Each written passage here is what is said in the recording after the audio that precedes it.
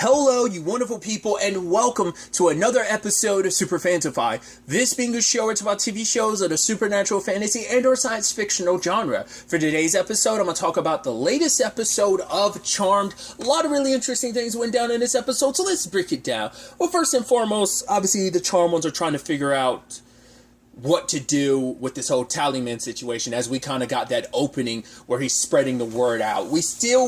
We get some of his gripes with the Charm ones, saying that basically every mistake they've ever made ends up the rest of the magical world has to suffer, right? Which I'm like, I don't get how the source of all evil is really their fault. I mean, it's like, right, it was literally a demon and his family kind of doing that. You know, it was, Maggie's ex's dad, like, having all those machination stuff. I feel like that shouldn't necessarily fall on,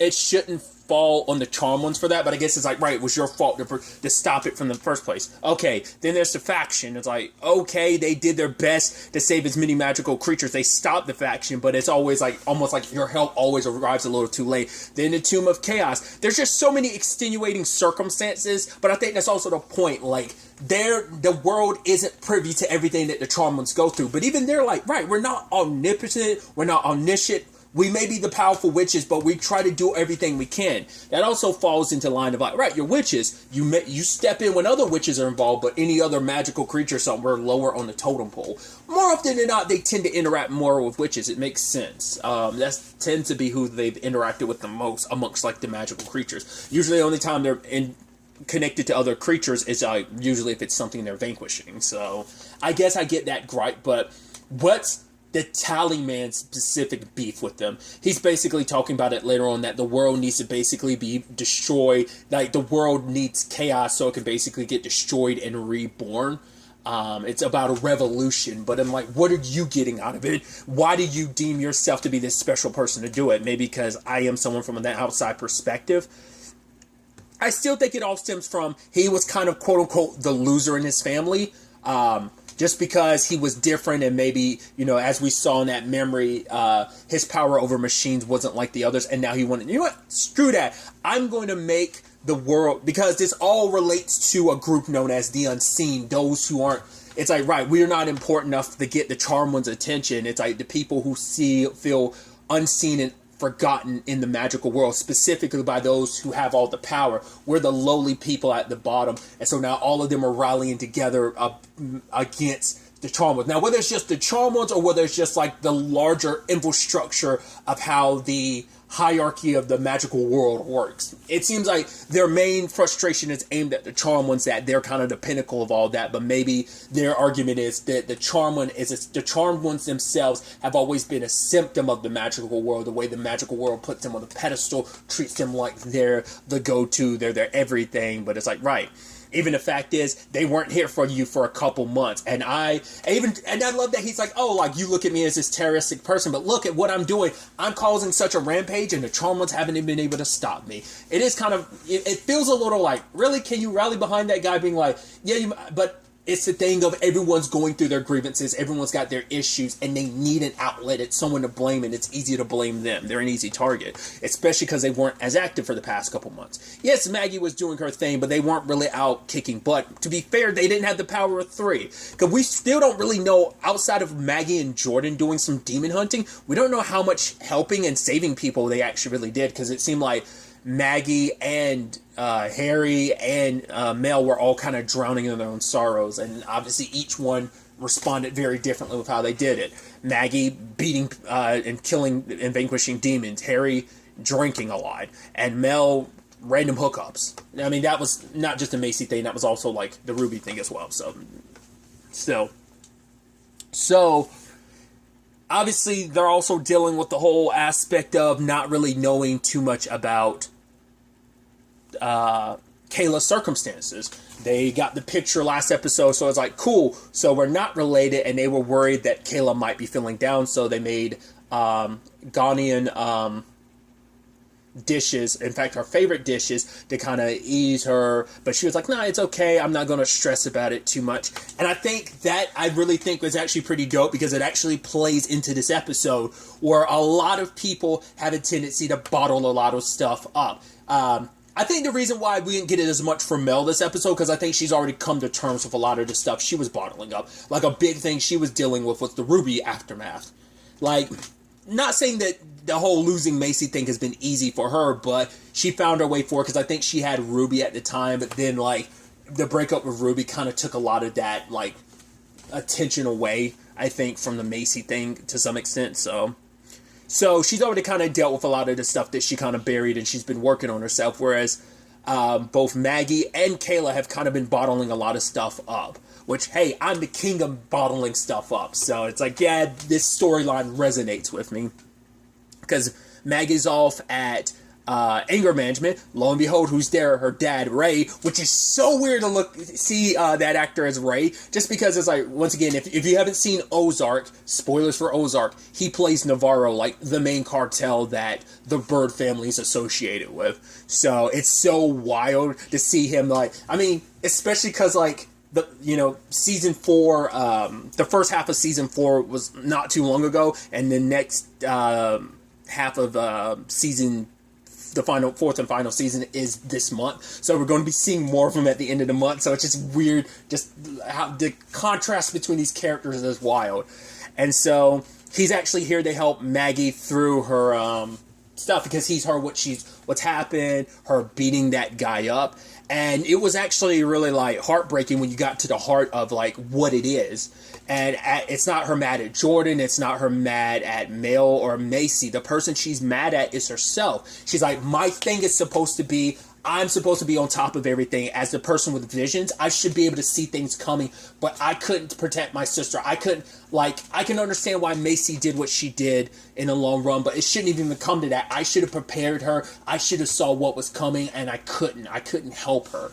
So, because it's also very poetic, and it makes sense why earlier she tried to take, like, when that box from the Tallyman showed up, she tried to get a vision read off of it, but she says she hasn't had a vision since Macy, and it's because subconsciously she was blaming herself and her powers, of like, no, my powers are garbage, like, I can't, I'm saying that in the most extreme way, but it's just because she felt like her powers had let her down. She had let Macy down. It's like, Macy's dead because of me, and that guilt, and because what is once again, I don't know if this is from a psychological or medical standpoint, if this is true, but it's always something I've heard and I resonate with it, is what is depression if not anger turned inwards, essentially, so she's sad and angry at herself because she blamed herself for Macy's death, and obviously their emotions and her state of mind affects their power, so to know that she hasn't had a vision since then makes sense, especially how she correlates her visions and what that means connected to Macy. So I thought that was interesting. I also thought it was super cute. Her dad got that her stuffed toy to, like, help her process things, and her father helped her through it, because Ray's like, I was a scummy father towards you. Like, the fact is, I promised I was always going to be there for, like, stuff, and I wouldn't. I'd bail at the last minute. But regardless of anything, every time you'd be there with that pink suitcase of yours ready to go, because you forgave me, even if you didn't realize it.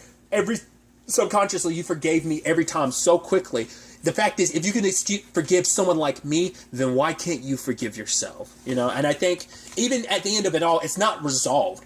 Even Maggie recognizes at the end, I still got to talk through this. I got to work through this all. So I thought that was kind of a really nice development on her front. And at first, her dad was making an excuse where he's like, oh yeah, like, I'm having, like, he's like, oh no, it's not a heart attack.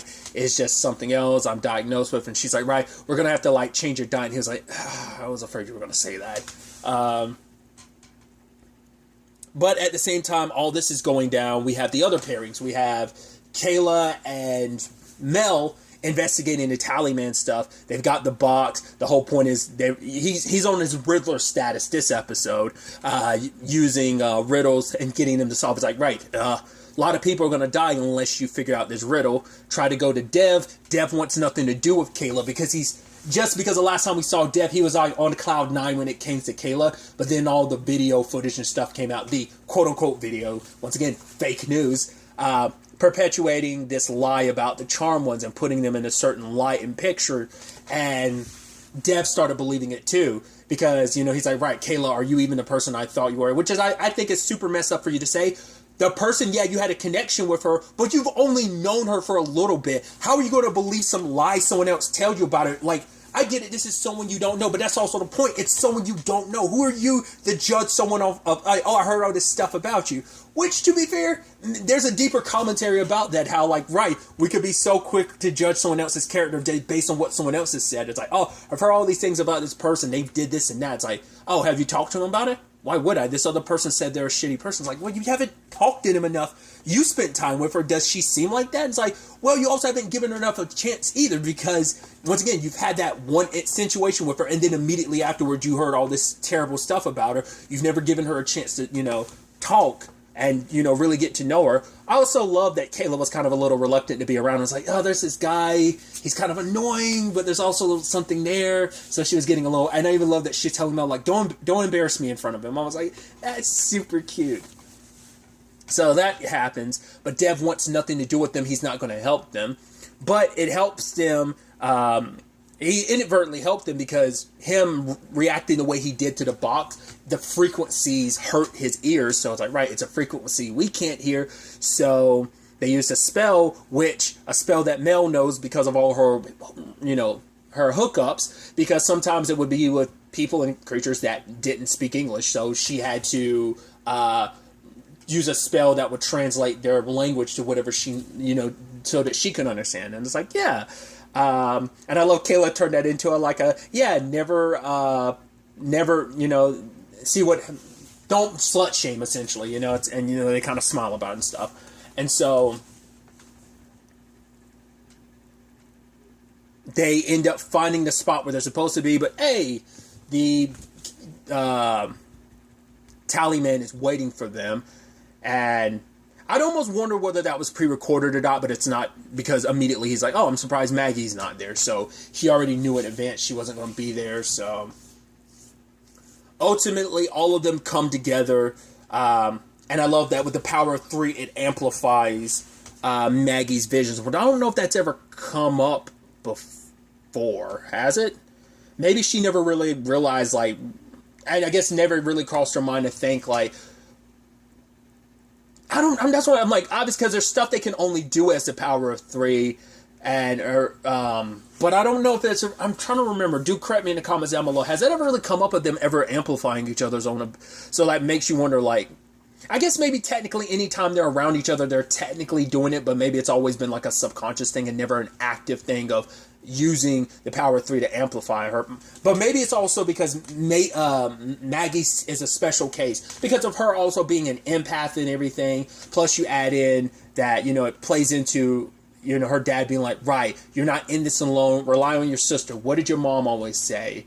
You're stronger together. So with both of their help and like kind of, maybe because she is that conduit type of witch, that it makes it so that maybe she works in a special way that Kayla nor Mel could. That, right, that power 3 amplifying her abilities might not work the same way for the others. Maybe it's only because the way Maggie is, her being, maybe the visions, being an empath and all, just her personality and everything makes that applicable in her case. Like I said, or could just be straight up wrong, and it has happened in the past where they've used the power 3 to specifically amplify their respective individual abilities.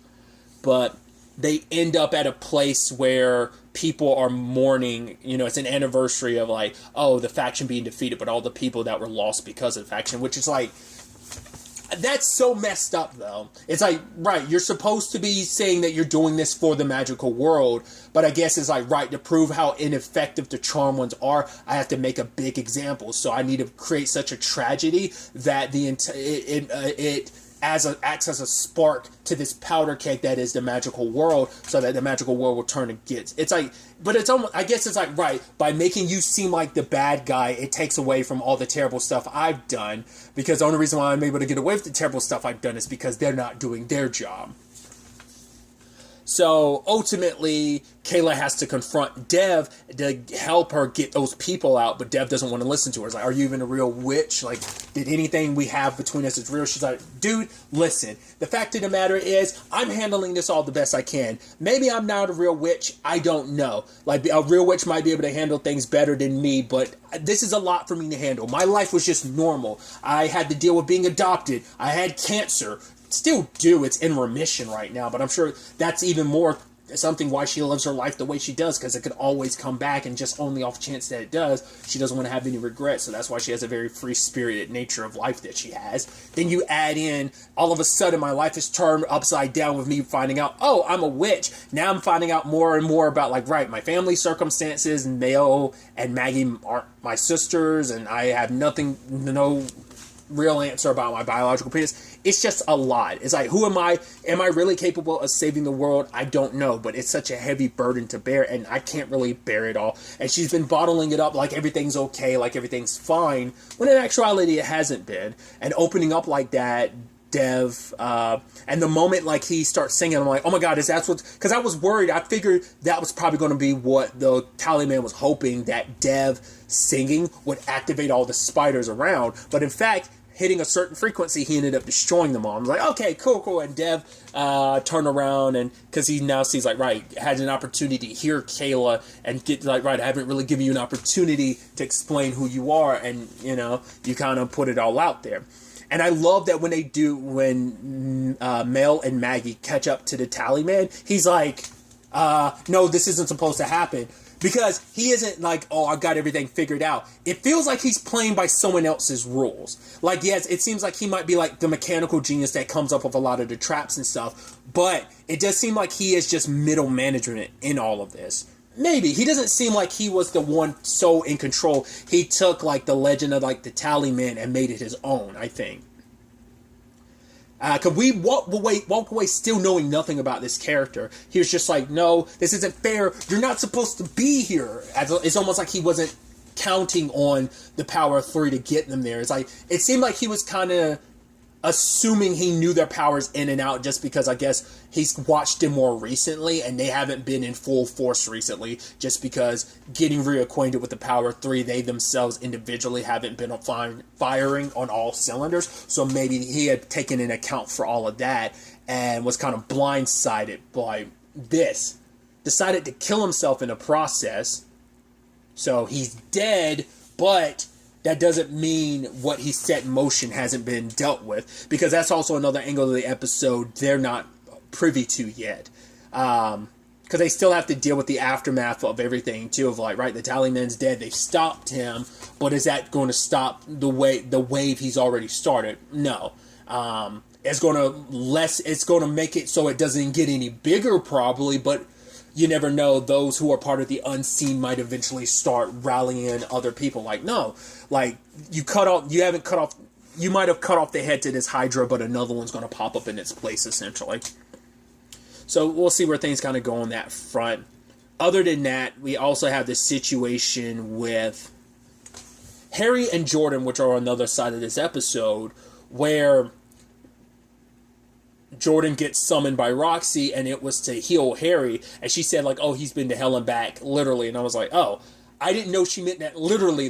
I was like, wait, what? Oh, so that's where he's been the entire time. And we actually spend some time. I actually really like that Jordan kind of opened up to Harry. He's like, right, I get what you've been through, you lost Macy.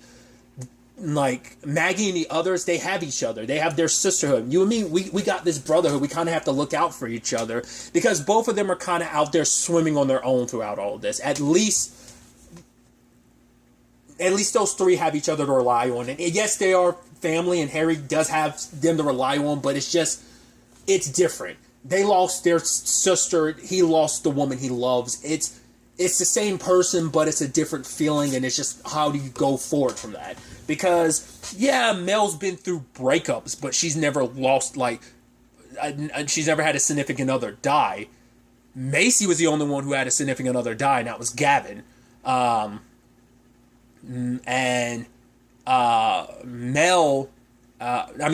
hasn't had to go through that either. She's gone through breakups with the whole Parker thing, but never a situation where you've lost. So it's a different beast. So Jordan wants to be there for him. They actually went to go see Donnie's wife to try and get some information from him. And initially, Donnie, after losing his job at the spa, he just started spiraling. The fact is, listening and watching those video casts like all the time. And then it's like, even he would have never in the past ever been okay with working alongside someone like the Tallyman. So I guess Donnie never realized that Tallyman was associated with everything that he was a part of, that the unseen that he was a part of was the same thing as what the Tallyman was up to. I guess he never realized that. I guess it was like, right, I'm trying to make the Charm Ones pay because they're not doing their job. They're the reason why everything went wrong. Because the Tallyman was exposing all this. He was like, it's still a thing of like, right, he's exposing all this, but I'm not getting it twisted. The Tallyman's still a bad person too. So I don't think he realized. I don't think he realized that his anger just consumed him, and I don't think he knew that the organizations were the same. That's how I'm interpreting it, or at least associated the Tallyman and the Unseen. So, and that is the big rub of it all. They have no idea. They have no idea how vast this organization has grown in that time frame. They have no idea whether it's just dozens, hundreds, maybe even thousands have rallied behind this whole movement of the Unseen. But other than that, we also learned get a little better context of what's going on between Harry and Roxy. We find out that when he went to hell, Harry made a deal. He gave away his white lighter powers so that he can have the ability to speak to the dead. He can't move on from Macy. He wants to be able to talk to Macy, so he needs the power to talk to someone. Specifically, he goes to the Veil to talk to him if they have unfinished business. The thing is, I don't know if Macy's going to be there or not, because she might have already, like, the moment Kayla came into their lives, she might not have any more business left. I don't know if that's kind of like meaning like maybe Madeline might make, the actress who plays Macy might make a one episode appearance, just to help Harry move on and be there to comfort her sisters and let them know everything's okay. Maybe something of that nature, kind of point Kayla in the right direction of, showing her like, right, you're on the right path. You'll figure everything out. Like, it took me a while to figure everything out, too. It took my sisters a while to figure everything out. But don't, obviously, they came to the conclusion this episode with everything they're going through that they're not alone. I mean, maybe that's the thing. Maybe Macy won't come back for them. Maybe she'll come back for Harry specifically. I don't know. But I was wondering, like, why Roxy would need this. And it's like, right, they're both kindred spirits in that they lost the people that they loved. So maybe Roxy is hoping that if Harry can get a better control of this ability, he can talk to Camellia for her as well. Maybe they're both trying to... Because I was wondering, I thought like, oh, you're going to try and resurrect Macy and she's going to try and do the same thing with Camellia. Like, I'm curious in the long run, could his, as he calls it, necrolighter abilities lead to that? So that was fascinating in its own right, knowing that he's got those powers. Also, it's kind of sad to know that Donnie died, but it's because Sunny killed him before she left just to make sure that he doesn't talk. Which, speaking of Sunny, whatever it is she's got planned, she has the hair of the youngest being Maggie, and then the blood of the oldest being Mel. So she needs another ingredient. I would assume it'd have to be something related to Macy, which is interesting because Macy technically was the oldest, if I'm not mistaken. It was like Macy, Mel, and Maggie. Like, so now Macy is the oldest. I mean, it's very much like the whole... It's because I guess in my head I was thinking because she was the half sibling, I didn't think she was the oldest. Just because in my head I think I was comparing it too much to like the original series. So in my head I thought Macy might be like the middle child at most. I didn't realize she was like actually the oldest. But it actually makes sense because going by the original series as well, Prue was the oldest, and the moment she died, like, Piper filled the role of the oldest sister because technically she was the oldest living sister.